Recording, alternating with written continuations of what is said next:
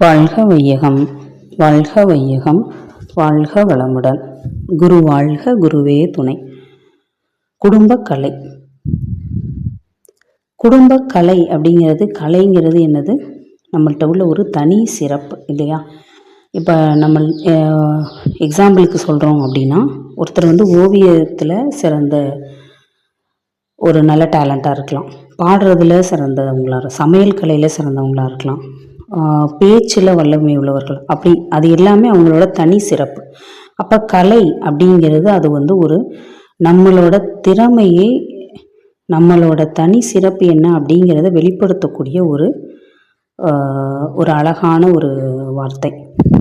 அப்போ அது கலை அப்படின்னா அந்த ஒரு அம்சத்தோடு இருக்கணும் அப்படின்னு சொல்லுவாங்கள்ல, அந்த மாதிரி. அப்போ குடும்பம் அப்படிங்கிறது, அதை ஒரு குடும்பம் அப்படின்னாவே குடு இன்பம். அப்போ அந்த இன்பத்தை கொடுக்கக்கூடிய கலை எது அப்படின்னா நம்மளோட மனவளக்கலை.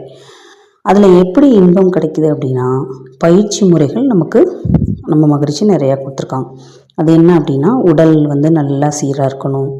இப்போ உடல், உயிர், மனம் 3 ஒத்திசைவில் இருந்தால் தான் நம்ம எந்த மூலத்திலிருந்து வந்தோமோ அந்த மூலத்தை அடைய முடியும், நமக்கு தெரியும் இல்லைங்களா?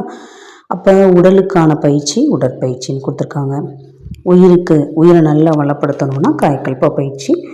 மனம் நல்ல செழிப்பாக வளமாக இருக்கணுங்கிறதுக்கு தான் தவம். மனதை வளப்படுத்த தவம், தற்சோதனை. இந்த பயிற்சி முறைகள் மட்டும் நம்ம எடுத்துட்டு மேலும் அதில் நம்ம நல்லா சிறக்கணுங்கிறதுக்காக தான் அகத்தாய்வுலாம் கொடுத்து நிறைய தத்துவ விளக்கங்கள்லாம் குரு கொடுத்துருக்காங்க. நிறைய அவங்களோட புத்தகங்கள் வெளியீட்டு மூலமாக நிறைய அவங்களோட கருத்துக்கள், அவங்க வாழ்க்கையில் அவங்க அனுபவித்த இன்பத்துமை எல்லாமே நம்மளுக்கு ஷேர் பண்ணியிருக்காங்க இல்லையா? அப்போது அதன் மூலமாக நம்ம இதிலேருந்து என்ன தெரிஞ்சுக்கணும்னா, வாழ்க்கை அப்படிங்கிறது எல்லாமே நம்ம கடந்து தான் வரணும். கடந்து வராமல் நம்ம எதையுமே ஒதுக்கிட்டு நம்ம வாழ்க்கையில் மேல் நோக்கி வர முடியாது. அப்போ அந்த வாழ்க்கை வாழும் பொழுது எல்லா கரடுமுரடான பாதைகளையும் கடந்து வர ஒரு நல்ல தருணம் மகிழ்ச்சி சொல்கிறது தான். அப்படிங்கிறதுக்கு அப்புறம் குடும்பம் தான் சொல்லுவாங்க. நம்மளை வளப்படுத்தினாதான் குடும்பத்தை நம்ம செழிப்பாக பார்த்துக்க முடியும். நம்ம சீராக இயங்காமை குடும்பத்தை கவனிக்கணும் போது நமக்கு முடியாது. அப்போ நம்மளை சரியாக வச்சுக்கணுங்கிறதுக்கு தான் பயிற்சி முறைகளை சரியான முறையில் எடுத்துக்கொள்ளும் பொழுது, குடும்பம் சார்ந்து நாம் செல்லும் பொழுது அங்கே ஒரு இன்ப நிலையை நாம் கொடுக்க முடியும். அதுவே ஒரு பெரிய கலை. குடும்பத்தை நம்ம நடத்தக்கூடிய ஒரு வடிவம் இருக்கு இல்லையா? ஒரு அன்பும் ஒரு மகிழ்ச்சியுமான ஒரு மனநிறைவோட வாழ்க்கை வாழணும் அப்படிங்கிறது தான் அந்த கலை. அதை நம்ம கொடுக்கணும் குடும்பத்தில். அதுதான் குடும்பக்கலை. அதை கொடுக்கக்கூடியது தான் இந்த மனவளக்கலை. அப்போது நம்ம பயிற்சி முறைகள், உடல் நல்லா சீராக இயங்கணும்னா உடற்பயிற்சி நம்ம நல்லா செய்யணும்.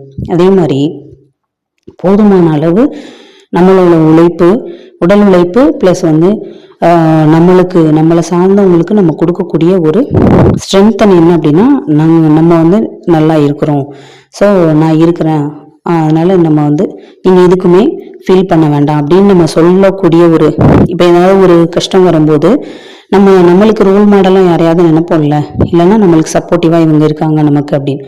அந்த தன்மையை நம்ம கொடுக்கணும் அப்படின்னா நம்மளோட உயிர் ஆற்றல் நல்ல திணிவாக இருக்கணும். போதுமான அளவு ஸ்ட்ரென்தன் பண்ணி நம்ம இருக்கும் பொழுது தான் எந்த அளவு ஒரு சுமைனாலும் நம்மளால் அதை ஏற்று நடத்த முடியும்.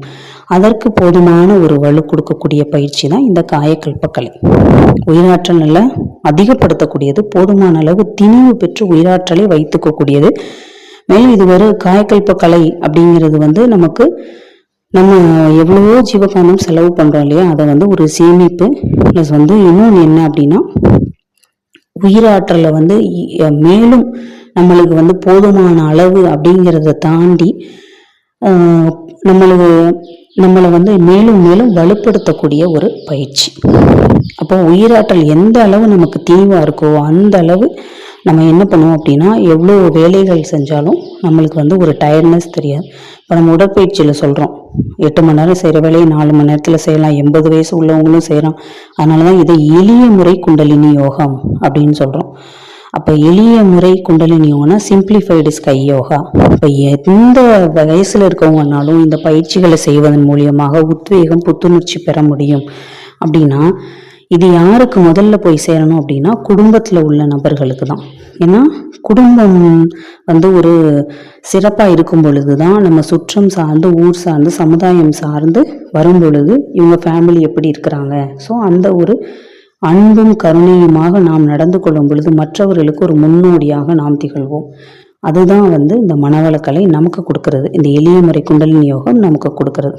அப்போ உயிராற்றல் நல்லா திணிவு இருக்கும்போது வித்த ஆற்றல் எப்படி இருக்கும், அதுவும் நல்ல நம்ம இது எல்லாத்தையுமே சமன் செய்து சீர் செய்து கொள்ளும் பொழுது நம்மை நாம் உயர்த்துவதோடு நம்ம குடும்பத்தையும் நம்மளால நல்லா ஒரு சப்போர்ட்டிவாக ஒரு பேலன்ஸ்டாக நம்ம வாழ்க்கையை நாம் ரன் பண்ண முடியும். ஏன்னா நம்ம பயிற்சிகள் செய்யும்போது அகத்தாய்வுலாம் செய்யும்போது நல்லது கெட்டது நம்ம ஆராய்ஞ்சு செய்வோம். உணர்ச்சி நிலையிலேருந்து நாம் மீளும் பொழுது நமக்கு எது நல்லது கெட்டதுன்னு தெரியும். விழிப்பு நிலை நமக்கு கிடைச்ச ஆராய்ச்சியிலே நம்ம இருக்கும் பொழுது குடும்பத்தில் வரக்கூடிய பிரச்சனைகளையும் சுமூகமாக நம்மளால் தீர்த்து கொள்ள முடியும். அதற்கு உதவக்கூடியதான் இந்த மனவளக்கலை. இப்போ எப்படி அப்படின்னா, இப்போ வெளிச்சம் இருட்டாக இருக்குது, இருட்டில் நல்ல வெளிச்சம் வந்தால் எப்படி இருக்கும், அதே மாதிரி ஸ்டெப்ஸ்லேருந்து நம்ம இறங்கிட்டு இருக்கோம், இருட்டாக இருக்குது. இப்போ அந்த ஸ்டெப்ஸு படி இருக்கிறது நமக்கு தெரியல, அப்போ லைட்டும் இருந்து படி இருக்கிறதும் தெரிஞ்சால் எப்படி இருக்கும். அதே மாதிரி தான் வாழ்க்கையில் இன்பம் துன்பம் எல்லாம் இருக்கும். ஆனால் அதை கடந்து போகக்கூடிய வழி நம்மளுக்கு தெரிஞ்சிடுச்சு. ஒரு துடுப்பு, இப்போ தண்ணியில் நம்ம போயிட்டுருக்கோம், படகுல போகிறோம் அப்படின்னா அதுக்கு துடுப்பு கிடச்சிருச்சு அப்படின்னா தண்ணியே நம்ம கடந்து நம்மளால் போக முடியும்.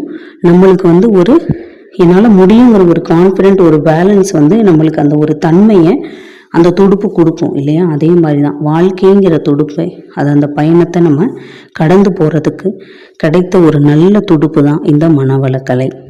அதை நம்ம நல்லா பயிலும் பொழுது நம்ம குடும்பத்தில் நம்ம மாற்றம் கொண்டு வரும் பொழுது மற்றவர்களுக்கும் நம்மால் மாற்றத்தை கொடுக்க முடியும்.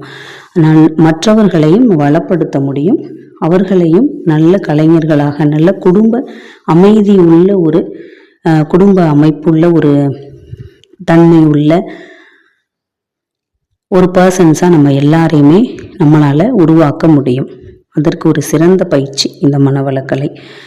நம்மளை வளப்படுத்தி அந்த கலையை நம்ம அனைவருக்கும் நாம் கற்றுக் கொடுத்து எல்லாரையும் நம்மளை மாறி சிறப்படைய செய்யலாம். வாழ்க வளமுடன்.